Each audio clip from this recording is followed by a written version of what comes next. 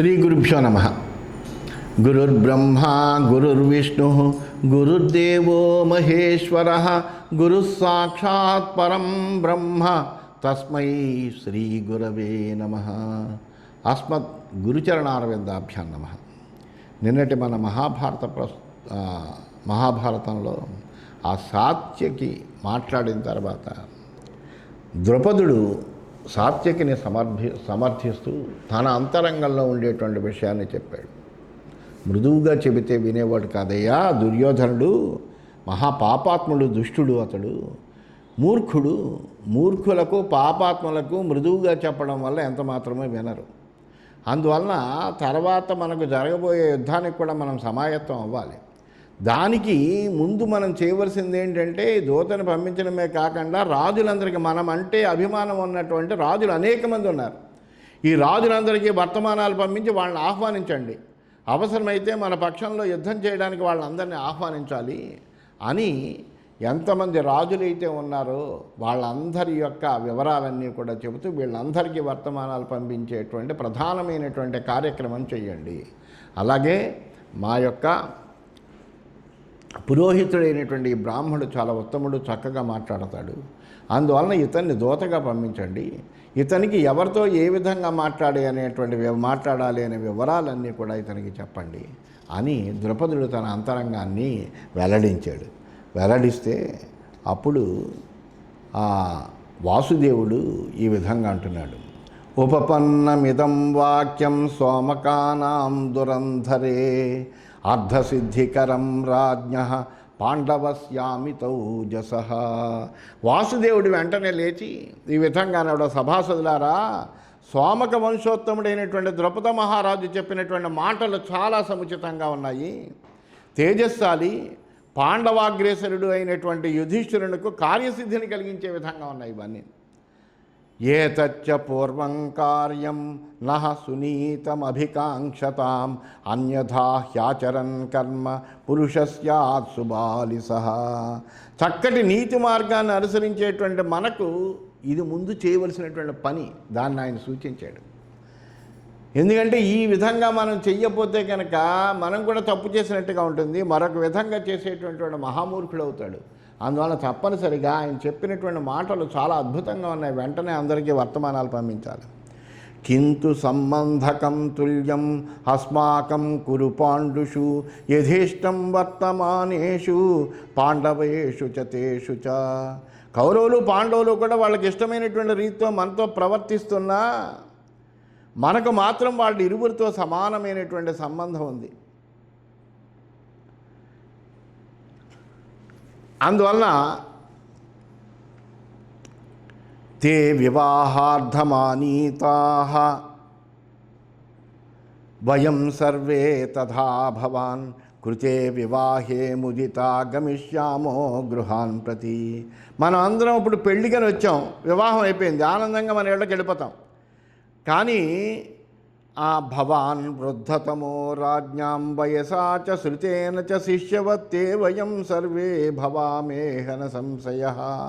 ఓ ద్రుపద మహారాజా, వయస్సు చేత జ్ఞానం చేత రాజులందరిలోకి కూడా నువ్వు చాలా పెద్దవాడివి, మేమందరము కూడా నీకు నిస్సందేహంగా శిష్యుల్లాంటి వాళ్ళం అవుతాము. అందువల్ల నువ్వు చెప్పినటువంటి మాటలు మేము చాలా తప్పనిసరిగా అంగీకరిస్తాము, ఆ పద్ధతిలో చేస్తాం కూడాను. భవంతం ధృతరాష్ట్రశ్చ సతతం బహుమన్యతే ఆచార్యయో సఖా చాసి ద్రోణశ్చ చ కృపశ్చ చ. ధృతరాష్ట్రుడు కూడా ఎప్పుడు నిన్ను గౌరవిస్తాడయ్యా ద్రుపద మహారాజా. కౌరవ పాండవులకు గురువులైనటువంటి ద్రోణాచార్య కృపాచార్యులు ఇద్దరికీ కూడా నువ్వు స్నేహితుడు కూడాను. సభవాన్ ప్రేషయత్వద్య పాండవార్ధకరం వచః సర్వేషాం నిశ్చితం తన్నః ప్రేషయిష్యతి యద్భవాన్. కనుక పాండవులకు ప్రయోజనకరమైనటువంటి సందేశం ఏం పంపించాలి అన్నది కూడా చెప్పవలసిన వాడవు నువ్వే. ఎందుకంటే అందరిలోకి పెద్దవాడవు నువ్వు, అందరికీ కూడా అందరితో స్నేహం కలిగినటువంటి వాడవు. అందువలన ఈ పాండవులకు ప్రయోజనకరమైన అయితే ఇద్దరితోటి సంబంధం ఉన్నప్పటికీ వివాహాది సంబంధాలు ఉండడం చేత మనకు అత్యంత ప్రియమైనటువంటి వాళ్ళు ఈ పాండవులు. అందువలన ఈ పాండవులకి ప్రయోజనకరమైనటువంటి సందేశాన్ని నువ్వే పంపదగినటువంటి వాడు. నువ్వు పంపే సందేశం ఏదైనా కానీ మా అందరికీ కూడా అది చాలా సమ్మతమైనదే అని ద్రుపద మహారాజుతో చెబుతున్నాడు.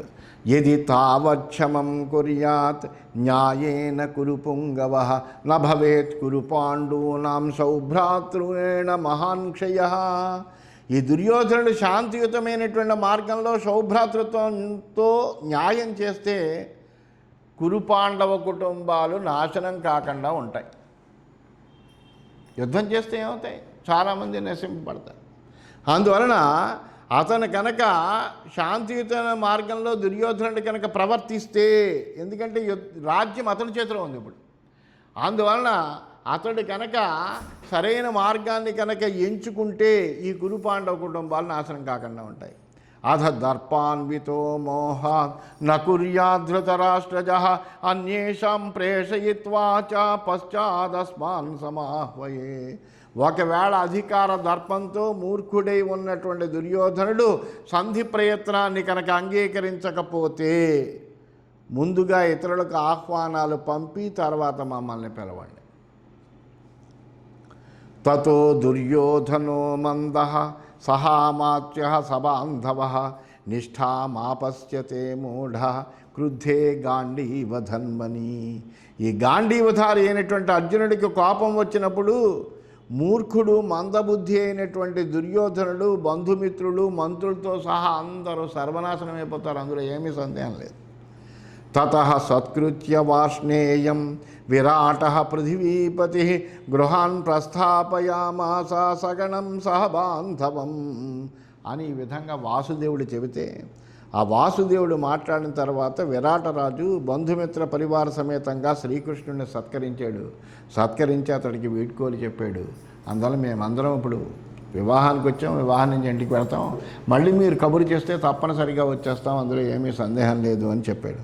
అలాగే మీరు అందరికీ కూడా వర్తమానాలు పంపండి అని కూడా తెలియజేశాడు అని ఈ విధంగా చెప్తే అప్పుడు విరాట్ రాజు వెంటనే వాళ్ళని సత్కారం చేశాడు. చేసి వాళ్ళని సాగనంపాడు. ద్వారకాంతు గతే కృష్ణే యుధిష్ఠిర పురోగమా చక్రు సాంగ్రామికం సర్వం విరాటశ్చ మహీపతి.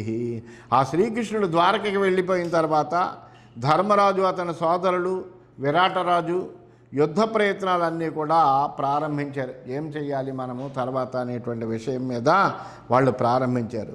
తతః సంప్రేషయామాస విరాటః సహ బాంధవైః సర్వేషాం భూమిపాలానాం ద్రుపదశ్చ మహీపతిః.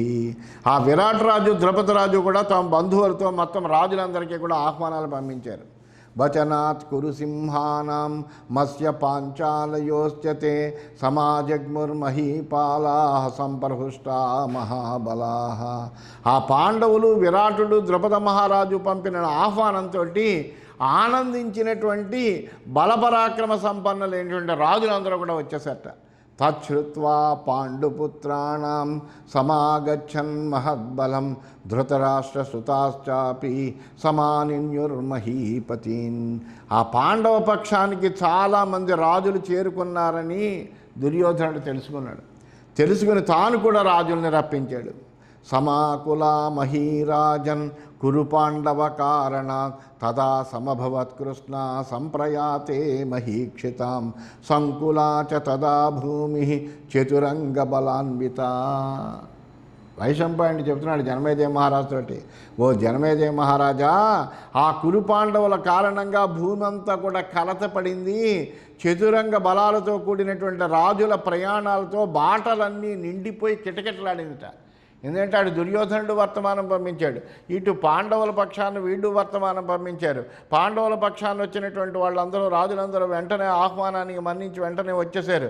వెంటనే దుర్యోధనుడు పంపించినటువంటి ఆహ్వానాన్ని మన్నించి కొంతమంది రాజులు అటువైపు వెళ్ళారు. అందువలన ఆ బాటలన్నీ కూడా కిటకిటలాడిపోయేట. బలాని తేషాం వీరాణం ఆగచ్చంతి తతస్తతః చాలయంతీవ గాం దేవీం సపర్వత వనామిమాం. వెంటనే ఆ వీరులందరూ కూడా బలగాలన్నీ కూడా పర్వతాలతో వనాలతో కూడినటువంటి భూదేవిని కంపింప చేస్తున్నట్టుగా కథలు వస్తున్నాయట. మొత్తం అందరూ కూడా సైన్యంతో సహా వచ్చేస్తుంటే భూమి కంపిస్తోందిట. తత ప్రజ్ఞా వయోవృద్ధం పాంచాల్య స్వపురోహితం కురుభ్య ప్రేషయామాస యుధిష్ఠిరమతే స్థిత. అప్పుడు వెంటనే ద్రుపద మహారాజు వయస్సులో పెద్దవాడు కాబట్టి ఆయన ధర్మరాజు యొక్క అభిప్రాయం తెలిసినటువంటి వాడు అవడం చేత తన పురోహితుడిని పిలిచి ఏం చెప్పాలో అన్ని విషయాలు ఆయనకి చెప్పి ఆ కౌరవుల వద్దకు పంపాడు. ఇది శ్రీమన్మహాభారతే ఉద్యోగపర్మణి సేనోద్యోగపర్మణి పురోహితయానే పంచమోధ్యాయ. ఈ విధంగా శ్రీమన్మహాభారతంలో ఉద్యోగ పర్వంలో, సేనోద్యోగ పర్వం అనే ఉపపర్వంలో ఈ పురోహితుని యొక్క ప్రయాణం అనేటువంటి 5వ అధ్యాయం పూర్తయింది. 6వ అధ్యాయంలోకి మనం ప్రవేశించాం. ఆ ద్రుపద పురోహితుడు హస్తినాపురానికి వెడుతున్నాడనమాట. ద్రుపదుడు చెబుతున్నాడు, భూతానాం ప్రాణినః శ్రేష్ఠాః ప్రాణినాం బుద్ధిజీవినః బుద్ధిమస్సు నరాశ్రేష్ఠాః నరేష్వపి ద్విజాతయః. ద్రుపదుడు చెబుతున్నాడు, అనేకమైన 86 కోట్ల జీవరాశులు ఉన్నాయంటారు. అందువలన ప్రాణులు అనేకములైనటువంటి ప్రాణులు ఉన్నాయి. వీటిలో ఈ పుట్టినటువంటి ప్రాణులన్నిటిలోనూ కూడా జంగమ ప్రాణులు శ్రేష్టం. అంటే జంగమ ప్రాణులు అంటే ఏమిటి? కదలగలిగినటువంటివి ఏవైతే ఉన్నాయో అవి శ్రేష్టమైనటువంటివి. వాటిలో గుర్రం, కుక్క మొదలైనటువంటి బుద్ధిజీవులు శ్రేష్టమైనటువంటివి. ఈ బుద్ధిజీవుల్లో అంటే కదిలేటువంటి ప్రాణులు శ్రేష్టము. ఈ కదిలే ప్రాణుల్లో బుద్ధి ఉన్నటువంటి జీవులు శ్రేష్టము. ఆ బుద్ధి ఉన్న జీవుల్లో మానవులు శ్రేష్టము. ఆ మానవుల్లో కూడా బ్రాహ్మణ క్షత్రియ వైశ్యులు శ్రేష్ఠులైనటువంటి వాళ్ళు ద్విజాతయ. వాళ్ళు ద్విజులు అంటే వాళ్ళకి సంస్కారాలు ఉన్నాయి కొన్ని, అందువల్ల ఆ సంస్కారాల వల్ల వాళ్ళు శ్రేష్ఠులు. ద్విజేషు వైద్యాః శ్రేయాంసః వైద్యేషు కృతబుద్ధయః కృతబుద్ధిషు కర్తారః కర్తృషు బ్రహ్మవాదినః. అయితే ఈ ద్విజులందరిలో కూడా, ద్విజులంటే ఏంటి? బ్రాహ్మణ క్షత్రియ వైశ్యులందరిలో కూడా విద్యావంతులైనటువంటి వాళ్ళు శ్రేష్ఠులయ్యా. ఈ విద్యావంతుల్లో కూడా సిద్ధాంతవేత్తలు ఎవరైతే ఉన్నారో, వాళ్ళలో సిద్ధాంతాలను ఆచరించే వాళ్ళు ఎవరైతే ఉన్నారో వాళ్ళలో అంటే క్రమశంగా విద్యావంతుల్లో సిద్ధాంతాలు వేత్తలు శ్రేష్టమైన వాళ్ళు, ఆ సిద్ధాంతాల వేత్తల్లో మళ్ళీ సిద్ధాంతాలను ఆచరించే వాళ్ళు శ్రేష్ఠులు. వాళ్ళలో కూడా బ్రహ్మవాదులు శ్రేష్ఠులయ్యా. సభవాన్ కృతబుద్ధీనాం ప్రధాన ఇతి మే మతి కులేన చ విశిష్టోసి వయసా చ శృతేన చ. అందువల్ల అంటే ఏంటి? బ్రహ్మవాదులైనటువంటి వాళ్ళు, బ్రాహ్మణులైనటువంటి వాళ్ళు శ్రేష్ఠులయ్యా. అందువల్ల అటువంటి కృతబుద్ధులందరిలోకి నువ్వు ప్రధానమైన వాడవని నా అభిప్రాయము అని ఆ పురోహితుడితో ద్రుపదుడు చెప్తున్నాడు అన్నమాట. వంశము, వయస్సు, విద్యల చేత నువ్వు విశిష్టమైనటువంటి వాడు. అందువలన ప్రజ్ఞయా సదృశ్చాసి శుక్రేణ అంగిరసేన చ విదితంచాపి తే సర్వం యథావృత్త స కౌరవ. నువ్వు బుద్ధిలో బృహస్పతికి శుక్రాచార్యుడికి కూడా సమానమైనటువంటి వాడవు. దుర్యోధనుడి యొక్క నడవడిక ఎటువంటిదో నీకు సమగ్రంగా తెలుసు. పాండవశ్చ యథావృత్తః కుంతీపుత్రో యుధిష్ఠిరః ధృతరాష్ట్రశ్చ విదితే వంచితాః పాండవాః పరైః. అలాగే ఈ కుంతి పాండురాజుల యొక్క పుత్రుడైనటువంటి ధర్మరాజు యొక్క నడవడిక కూడా నీకు తెలుసు. అటు దుర్యోధనుడి నడవడిక తెలుసు, ఇటు ధర్మరాజు యొక్క నడవడిక తెలుసు. ధృతరాష్ట్రుడికి తెలిసినటువంటి స్థితిలోనే పాండవులు శత్రువులచే వంచింపబడ్డారు అనే విషయం కూడా నీకు తెలుసు. విదురేణానునీతోపి పుత్రమేవానువర్తతే శకునిర్బుద్ధిపూర్వం హి కుంతీపుత్రం సమాహ్వయత్ అనక్షజ్ఞం చ మతాక్షః సన్ క్షత్రవృత్తే స్థితం శుచిం. విదురుడు ఎంతో వినయంగా చెప్పాడు, ఈ జోదం అసలు మంచిది కాదయ్యా, జోదానికి పిలవడం అనేటువంటి తప్పుడు నిర్ణయము, ఆ పని చెయ్యకు అనేటువంటి విషయం ధృతరాష్ట్రుడికి చెప్పాడు. అయినప్పటికీ ధృతరాష్ట్రుడు కొడుకుని అనుసరించాడు తప్ప విదురుడి యొక్క మాటలు ఎంత మాత్రం వినలే. శకుని తాను జోదంలో నిపుణుడయి జోదం సరిగ్గా రానటువంటి ధర్మరాజును బుద్ధిపూర్వకంగా జోదానికి పిలిచాడు. ఎందువలన? ధర్మరాజు పరిశుద్ధుడైనటువంటి వాడు, క్షత్రియ ధర్మాన్ని తప్పనిసరిగా పాటిస్తాడు అని తెలుసు కాబట్టి. తే తథా వంచయిత్వా తు ధర్మరాజం యుధిష్ఠిరం న కస్యాంచిదవస్థాయాం రాజ్యం దాస్యంతి వై స్వయం. ఈ విధంగా ధర్మరాజును మోసగించినటువంటి వాళ్ళు కాబట్టి వాళ్ళు ఎట్టి పరిస్థితుల్లోనూ రాజ్యాన్ని స్వయంగా తిరిగి ఇవ్వలేరు. రాజ్యాన్ని ఇచ్చేవాడు అయితే మోసం ఎందుకు చేస్తాడు? వాడు మోసం చేసి ముందర రాజ్యాన్ని పట్టుకుపోవాలి అని బుద్ధి ఎందుకు కలుగుతుంది వాడికి? అసలు కలగనే కలగదు కదా. అందువలన వీళ్ళు రాజ్యాన్ని తిరిగి ఇస్తారని నేను అనుకోవట్లే. భవాంసు ధర్మ సంయుక్తం ధృతరాష్ట్రం బ్రువన్వచ మనాంసి తస్య యోధానాం ధ్రుమవావర్తయిష్యతి. అయితే నువ్వు చాలా చక్కగా ధర్మోక్తులు మాట్లాడుతూ ఆ ధృతరాష్ట్రుణ్ణి, అతని వెంట ఉండేటువంటి ఆ యోధుల యొక్క మనస్సులను కూడా తప్పకుండా మార్చగలవు అనేటువంటి ఒక నమ్మకం నాకున్నది. అందువలన అవి మారితే కనుక వాళ్ళ యొక్క దొరల యొక్క మనస్సులు మారాయనుకో మనకు కావలసినటువంటిది జరగచ్చు. అందువల్ల విదురశ్చాపి తద్వాక్యం సాధయిష్యతి తావకం భీష్మద్రోణ కృపాదీనాం భేదం సంజనయిష్యతి. అలాగే విదురుడు కూడా నీ మాటల్ని తప్పనిసరిగా సమర్థిస్తాడు. భీష్ముడు, ద్రోణుడు, కృపాచార్యుడు మొదలైనటువంటి వాళ్ళకే భేదాన్ని పుట్టిస్తాడు. అంటే వాళ్ళలో కూడా నీ మాట యందు నమ్మకం కలిగే విధంగా కలిగిస్తాడు. అమాత్యేషు చ భిన్నేషు యోధేషు విముఖేషు చ పునరేకత్ర కరణం తేషాం కర్మ భవిష్యతి. ఈ విధంగా మంత్రుల్లో భిన్నాభిప్రాయాలు ఎప్పుడైతే వచ్చాయో, యోధులు యుద్ధ విముఖులైనప్పుడు వాళ్ళందరినీ ఒక తాటి మీదకి తేవడం అనేటువంటి చాలా కష్టం అవుతుంది. చాలా చక్కగా మాట్లాడామనుకో, వాళ్ళు మాట్లాడిన మాట బాగుంది, అందువల్ల అలా చెయ్యండి అని చాలామంది చెబితే, అలా చెయ్యకపోతే వాళ్ళలో వాళ్ళకి అభిప్రాయ భేదాలు రావడం అనేటువంటి జరుగుతుంది. అందువల్ల మళ్ళీ తర్వాత వీళ్ళందరినీ ఒక తాటి మీదకి తీసుకురావడం మళ్ళీ అత్యంత కష్టమవుతుంది వాళ్ళకి. అందువలన నువ్వు చాలా చక్కగా మాట్లాడాలయ్యా. ఏతస్మిన్ అంతరే పార్థాః సుఖమేకాగ్రబుద్ధయా సేనాకర్మ కరిష్యంతి ద్రవ్యాణాంచేవ సంచయం.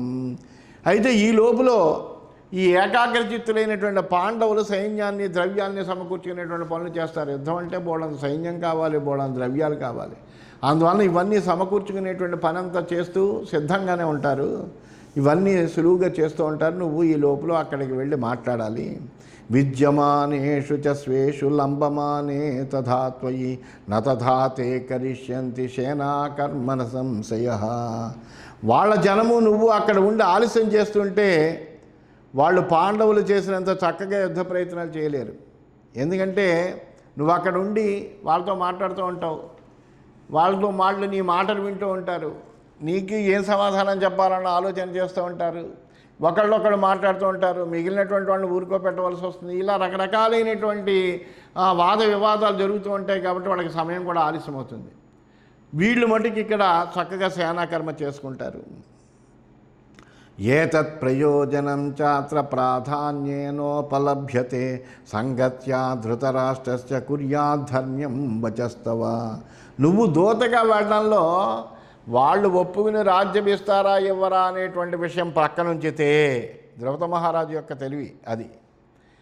వాళ్ళు రాజ్యం మనకి ఇస్తారా ఇవ్వరా అనేటువంటి విషయాన్ని పక్కన పెడితే వాళ్ళ యొక్క పనులకు కొంత ఆటంకం కలిగించినటువంటి వాడు అవుతావు. వాళ్ళలో వాళ్ళకి పరస్పరము భేదాన్ని కలిగించినటువంటి వాడు అవుతావు. మళ్ళీ వీళ్ళందరినీ ఒక తాటి మీదకి తీసుకురావడానికి వాళ్ళు కొంత అవస్థపడవలసినటువంటి వ్యవస్థ కలుగుతుంది. ఇక్కడ వీళ్ళు తమ యొక్క సైన్యాన్ని సిద్ధం చేసుకోవడము, ద్రవ్యాన్ని సిద్ధం చేసుకోవడానికి తగినటువంటి సమయం లభిస్తుంది. అందువలన నువ్వు దూతగా వెళ్ళడం వల్ల ఇది ప్రధానమైన ప్రయోజనం అవుతుంది. అలా కాదు, ధర్మబద్ధమైనటువంటి నీ మాటలు విని ధృతరాష్ట్రుడి యొక్క మనస్సే కనుక మారితే అసలు గొడవే లేదు. అందువల్ల అలా అటువంటి అవకాశం కూడా ఉన్నది. సభవాన్ ధర్మయుక్తస్య ధర్మ్యం తేషు సమాచరన్ కృపాలుషు పరిక్లేశాన్ పాండవీయాన్ ప్రకీర్తయన్ వృద్ధేషు కులధర్మం చ బ్రువన్ పూర్వైరనుష్ఠితం విభేష్యతి మనాంశేషాం ఇతి మే నాత్ర సంశయః. ధర్మపరాయణుడైనటువంటి నువ్వు అక్కడ ధర్మానుకూలంగానే ప్రవర్తించవయ్యా. అందరూ కూడా దయ కలిగినటువంటి వాళ్ళే. అందువలన ఆ కృపాళువులైనటువంటి పెద్దలైనటువంటి పాండవుల పెద్దలకందరికీ కూడా ఈ పాండవుల యొక్క కష్టాలను గురించి వివరించి చెప్పు. ఎంత కష్టపడ్డారు, ఏం చేశారు అనేటువంటి వాళ్ళ కష్టాలను గురించి కూడా వివరించి చెప్పు. వాళ్ళ పూర్వులు అనుసరించినటువంటి కులధర్మాలను కూడా గుర్తు చెయ్యి. అనుస్యూతంగా పరంపరంగా పైనుంచి వస్తున్నటువంటి వాళ్ళు ఎటువంటి ధర్మాన్నైతే అనుసరించారో అటువంటి ఆ కులధర్మాలను గుర్తు చేయి. వీటి ద్వారా వాళ్ళ మనసులు మారి దుర్యోధనుడితో తప్పక విభేదిస్తారు, అందులో ఏమీ సందేహం లేదు. నచ తేభ్యో భయం తేస్తి బ్రాహ్మణో హ్యసి వేదవిత్ దూతకర్మణి యుక్తశ్చ స్థవిరశ్చ విశేషతః. అంతేకాదు నువ్వు బ్రాహ్మడు, వేదవేత్తవు, వృద్ధుడవు, విశేషించి దూతగా పెడుతున్నావు కాబట్టి వాళ్ళ నుండి నీకేమీ భయం ఉండదు. వాళ్ళు నిన్నేదో చేస్తారు అనేటువంటి భయమేం లేదు. సభవాన్ పుష్యయోగేన ముహూర్తేన జయేన చ కౌరవేయాన్ ప్రయత్వాసు కౌంతేయస్యార్థసిద్ధయే. అందువల్ల నువ్వు పుష్య నక్షత్రంలో కూడినటువంటి జయముహూర్తంలో బయలుదేరి నువ్వు ధర్మరాజు యొక్క సిద్ధి కోసం కౌరవ సభకు వెళ్ళవయ్యా అని ఈ విధంగా ద్రుపద మహారాజు తన యొక్క పురోహితుడైనటువంటి ఆ బ్రాహ్మణోత్తముడికి చెప్పాడు. తథానుశిష్ట ప్రేయో ద్రుపదేన మహాత్మన పురోధా వృద్ధ సంపన్న నగరం నాగసాహ్వయం. ఈ విధంగా రాజు యొక్క సూచనలన్నీ అందుకున్నాడు ఆ పురోహితుడు. సదాచార సంపన్నుడైనటువంటి వాడైన ఆయన వెంటనే ఏం చేశాడంటే హస్తినాపురానికి బయలుదేరాడు. శిష్యై పరివృతో విద్వాన్ నీతిశాస్త్రార్థకో విదః పాండవానాం హితార్థాయ కౌరవాన్ ప్రతిజగ్మివాన్.